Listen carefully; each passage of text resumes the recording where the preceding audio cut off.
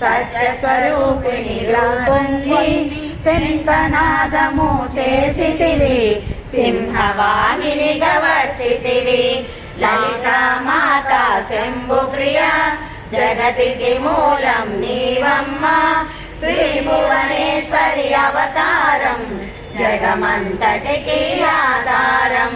మహామేరువు నిలయుగా మందార కుసుమాలతో మునులందరూ నిన్ను కొలువంగా మోక్ష మార్గము చూపితివి.